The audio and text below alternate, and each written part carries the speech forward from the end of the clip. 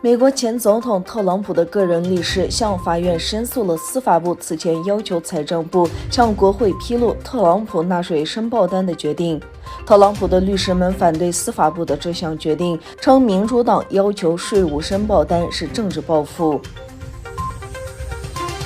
在捷克，政府将向在1966年至2012年期间未经他们同意进行绝育的母罗妇女支付人均30万捷克克朗的赔偿。据透露，在压力、勒索和威胁下，罗姆妇女在公立医院和保健中心被强行或在不知情的情况下绝育。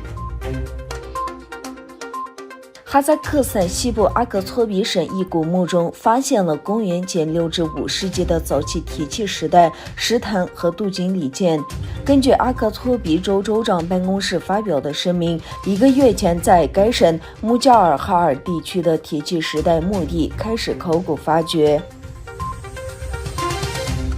居住在土耳其的东突厥散人民派出了30人的队伍前往灾区之一的马纳夫加特，支援土耳其人民抗击森林火灾。该团队由东突厥散非政府组织国际联盟组织从伊斯坦布尔出发，将表明东突厥散人民与同源的土耳其人民团结一致。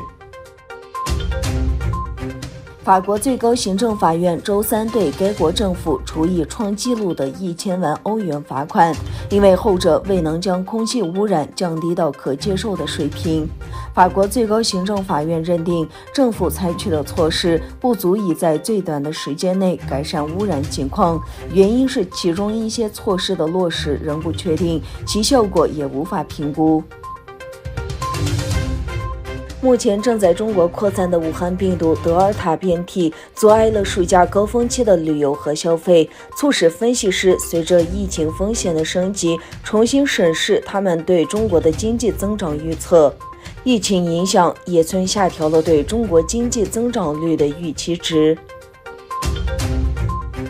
美国军队从空中轰炸了塔利班在阿富汗南部赫尔曼德省的武器弹药库。